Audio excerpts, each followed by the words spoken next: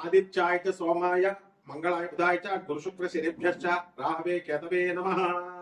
ఓం నమస్తే అస్తు భగవన్ విశ్వేశ్వరాయ మహాదేవాయ త్ర్యంబకాయ త్రిపురాంతకాయ త్రికాగ్నికాలాయ కాలాగ్నిరుద్రాయ నీలకంఠాయ మృత్యుంజయాయ సర్వేశ్వరాయ సదాశివాయ శ్రీమన్మహాదేవాయ నమః. మనకి శనీశ్వరుడు ఏలినాటి శని, అర్ధాష్టమ శని, అష్టమ శని, ఇలా రకరకాల శనులు జరుగుతూ ఉంటాయి. ఆ సమయంలో మనకి శనీశ్వరుడు అసలు మేలు చేస్తాడా హాని చేస్తాడా అనేటటువంటి విషయం మీద ఎప్పుడు కూడా ఇంతవరకు క్లారిటీ లేదు జనానికి. ఒకళ్ళు మంచి చేస్తారంటే ఒకళ్ళు చెడు చేస్తారు. సింపుల్ గా ఏం చెప్తారంటే, బా నువ్వు పూర్వజన్మలో చేసినటువంటి పాపాల వల్లే కదా నీకు ఈ కర్మలన్నీ వచ్చినాయి. అయితే నీకు దుఃఖం వచ్చింది, కాలు యాక్సిడెంట్ అయింది, కాలు తీసేశారు, దేనివల్ల? మరి పూర్వజన్మ కర్మే కదా. పూర్వజన్మ కృతం పాపం రోగ రూపేణ పీడిత. పూర్వజన్మలో చేసినటువంటి పాపాల వల్లే రోగాల రూపాల్లో అయ్యి నొప్పి వస్తేనే మనం తట్టుకోలేము. అలాంటి క్యాన్సర్, అపెండిసైటిస్ ఆపరేషన్, గర్భసంచి తీసేయడాలు అండ్ పురుషాంగాలు కోసేయడాలు, ఇలాంటి అన్ని కూడా మీకు వ్యాధులు అనేటటువంటి వస్తూ ఉంటాయి. మరి దీని అంతటికీ ఏమిటి? పూర్వజన్మ కర్మను మార్చుకోకపోతే కర్మకారకుడైనటువంటి శనీశ్వరుడు ఊరుకోడు.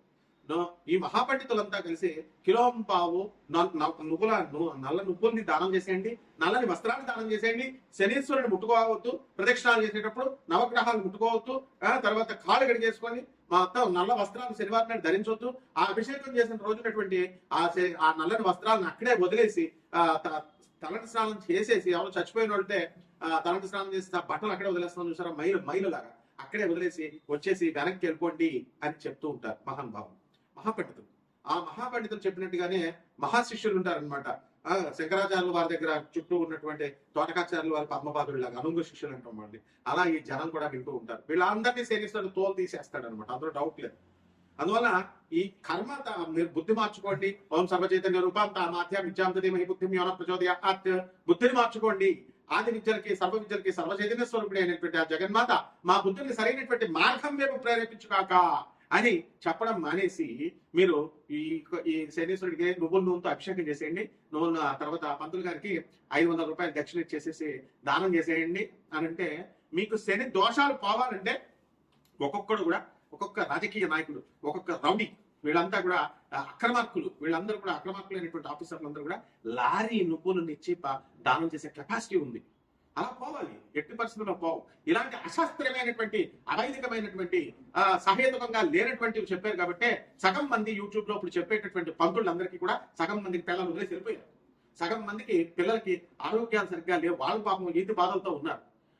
యూట్యూబ్ లో చెప్తుంది కాబట్టి పిల్లలు వెంటనే మెయింటెనెన్స్ కేసేస్తుంది అని చెప్పేసి ఒక పంతులు గారు పారిపోయాడు. బాబా ఇంక నేను యూట్యూబ్ లో కనబడిన ఆయన మా ఆవిడ కేసేస్తుంది, ఆల్రెడీ నేను 8 లక్షలు ఇచ్చాను, ఇప్పుడు మళ్ళీ నా యూట్యూబ్ లో కోట్లు వచ్చేస్తున్నాయి అనుకుంటున్నారు, అందుకని నేను కనబడి సార్. అంతకుముందు ఏమనేవాడు, సార్ నాకు ఆ ఛానల్ అడగండి సార్, ఈ ఛానల్లో అడగండి సార్ అని.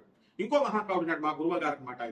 ఆయన ఇప్పుడు నేను చాలా బాలకుమారుడు అండి, నా వయసు 43 సంవత్సరాలు వచ్చింది, నాకు వివాహం అవ్వడం లేదు, మా నాన్న తిడతాడండి, మా నాన్న ఇంటికి ఉండవా పంతులు అంటే మా ఇంటికి తొందరగా ఎలా అవుతుంది, మా నాన్న తిడతాడండి అంటాడు. వీళ్ళంతా కూడా మరి శనీశ్వరుడికి అభిషేకాలు ఇవి అన్ని చేస్తున్నారు కదా. మరి ఇలా ఎందుకు పాపం? వీళ్ళ మామూలు మనుషులే కదా.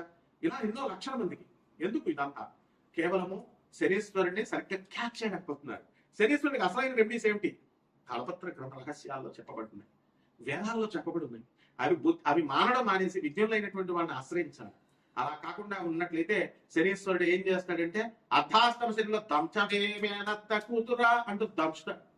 అష్టమ శని కొట్టేటప్పుడు అబ్బని తీయని దెబ్బ అని చెప్పి ఫట కొట్టుంటే ఇంకా మనం అలా ఫీల్ అయిపోతా ఉంటాం, బాగుంది కదా.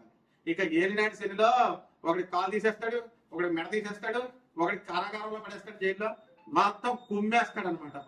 బాలయ్య బాబు తొడగొట్టినట్టుగా ఉంటుంది అనమాట. కాబట్టి ఈ రకంగా శనీశ్వరుని ఎలా ఆరాధించాలి అనేటటువంటిది సశాస్త్రీయంగా, సహేతుకంగా, సవైదికంగా మీరు తెలుసుకోవాలి.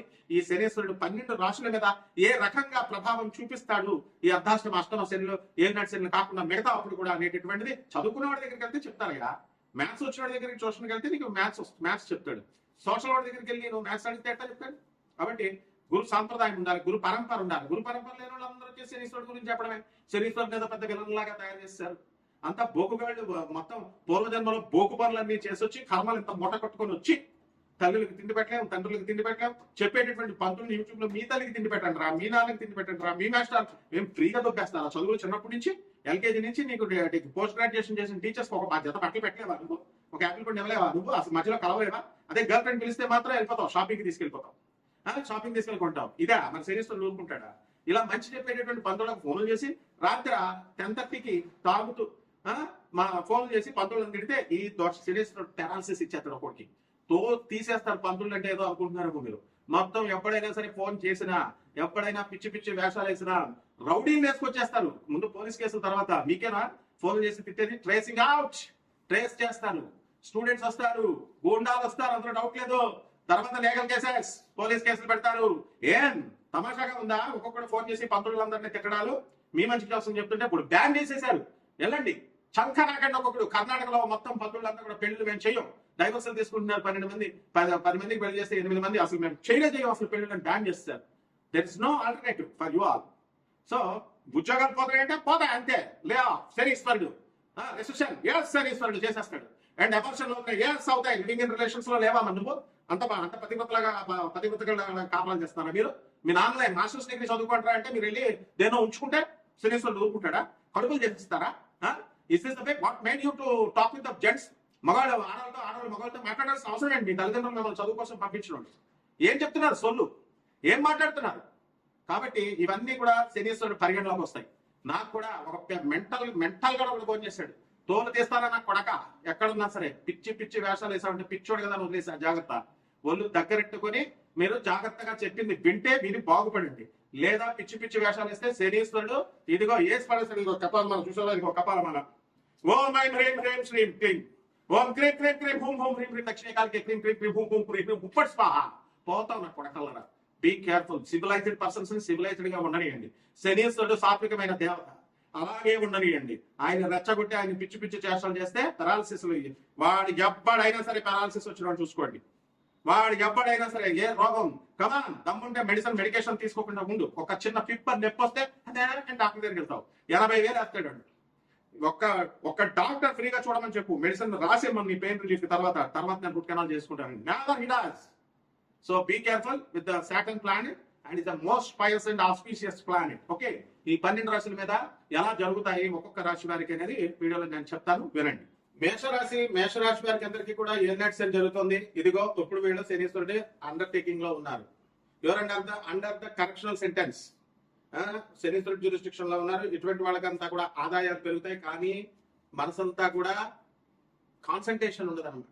ఏదో ఆలోచన, పరధ్యానము, డల్గా ఉండడము, ఖర్చులు అధికము, రూపాయి అయ్యే చోట 10 రూపాయలు ఖర్చు పెట్టడాలు, చెడ్డ వాళ్ళతో స్నేహాలు, చెడ్డ ఆలోచనలు, వాడిని ముంచాలా వీడిని ముంచాలా, లేకపోతే వాడిని ముంచేవాడు సలహాలు, వీడిని ముంచేవాడు సలహాలు ఇచ్చేటటువంటి వాళ్ళంతా కూడా జమ కొడతారు. ఎప్పుడు కూడా ప్రతి రాశి వాడు మంచోడే, కానీ ఆ శని ప్రభావం వలన మీకు అటువంటి ఆలోచనలన్నీ కూడా వస్తూ ఉంటాయి. చోర వృత్తి అనేటటువంటిది చోరులంతా కూడా వస్తారు అని శాస్త్రం చెప్తోంది. చోరులు అంటే డైరెక్ట్ ఇల్లు పగలకొట్టి దొంగతనాలు చేయక్కర్లేదు, దొంగ సలహాలు, సివిల్ వైట్ కాలర్ క్రైమ్స్ అన్ని కూడా అవే. కాబట్టి ఈ రాశి విద్యార్థులందరూ కూడా బాటిల్స్ మీద బాటిల్స్ లేపుతారు. అటువంటి ఫ్రెండ్స్ అందరూ కూడా వీళ్ళకి పరిచయాలు అవుతూ ఉంటారు. కాబట్టి విద్యార్థులంతా కూడా బాగా చదువుకోవాలా. అండ్ డ్రగ్స్ ఇలాంటి ఫ్రెండ్స్ తో అసలు దూరంగా వెళ్ళిపోండి. అసలు గర్ల్ ఫ్రెండ్స్ జోలికి వెళ్ళకండి. కొంచెం దెబ్బతినేటటువంటి అవకాశాలు వీళ్ళకి అధికంగా ఉంటాయి. ఇక రైతులు బ్రహ్మాండమైనటువంటి వ్యవసాయం చేస్తారు, అధికంగా మంచి సంపాదన అనేటటువంటిది వస్తుంది. అండ్ ఈ యొక్క రాశి వారికి అందరికీ కూడా మనకి రాహు వ్యయస్థానంలో ఉండి మీకు అందరికీ కూడా ఏం చేస్తాడంటే మీకు చింతన, మానసిక ఆందోళన ఇలాంటివన్నీ కూడా ఇస్తాడన్నమాట. కాబట్టి కొత్త ప్రాజెక్ట్స్ టేకప్ చేయండి. ఇరువు సంబంధించినటువంటి ప్రాజెక్ట్స్ లో జాగ్రత్తగా ఉండండి. చిట్టి పాటలు బిజినెస్ చేస్తున్న వాళ్ళకి ఆర్థికమైనటువంటి లాభాలు కలుగుతాయి మీకు. అయితే మీరు ఎవరు పెడితే వాళ్ళకి ఇచ్చేస్తే లాసులు రావా? మరి చిట్టి పాటలు కమిషన్ తీసుకుంటారు. తీసుకున్నప్పుడు ఏం చేయాలి? మీరు చుట్టమని ఇచ్చేస్తారా? ఇవ్వకూడదు, జాగ్రత్తగా చూసుకోవాలి. కాబట్టి ఈ ఎలిమెంట్స్ లో మంచి వాళ్ళతో స్నేహం వదిలేస్తారు, చెడ్డ వాళ్ళతో స్నేహం ఇలాంటివన్నీ వదిలేస్తారు. కాబట్టి ఈ యొక్క దాని ఏమంటారంటే కోల్డ్ స్టోరేజ్ బిజినెస్, చేపల బిజినెస్ అండ్ ఇవన్నీ కూడా ఈ చేపల రొయ్యల చెరువులు, ఇటువంటి బిజినెస్ అన్ని కూడా బాగుంటాయి. బట్టల వ్యాపారాలు, తర్వాత హోటల్ ఇండస్ట్రీలు, ఇవన్నీ కూడా వ్యాపారాలు చాలా బాగుంటాయి. అయితే మీరు ఏ వ్యాపారాలు చేయాలి, ఎప్పుడు మీకు జీవితంలో లాస్ వస్తుంది, ఎప్పుడు మీకు ప్రమోషన్స్ వస్తాయి, కొత్త ఉద్యోగాలు వస్తాయా రావా అని చెప్పాలి అంటే మనం మీ జన్మ జాతక చక్రం చూడాలి. ఇది కామన్ ప్లాట్ఫామ్ మీద చెప్పబడేటటువంటి రాశి ఫలాలు.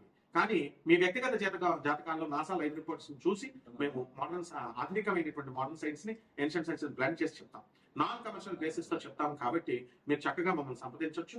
అదే విధంగా పరిహారాల దగ్గరికి వచ్చేసరికి ఈ యొక్క ఏలినాటి మనము మహాకాళి అమ్మవారి యొక్క మంత్రాన్ని జపించాలి. మీరు ఇది ఒకటే సరిపోతుంది మీకు. అండ్ ఈ యొక్క మహాకాళి అమ్మవారికి నల్లని పళ్ళను మీరు అమ్మవారికి నివేదన చేయాలి. నివేదన చేసి పచ్చ కర్పూరంతో హారతి ఇవ్వాలి. అలాగే మీరు రావి చెట్టుకి నీళ్లు పోయాలి 41 రోజు. మీ ప్రదక్షిణ రావి చెట్టుకు అవసరం లేదు, నీళ్లు పోసి దాన్ని జాగ్రత్తగా పెంచండి.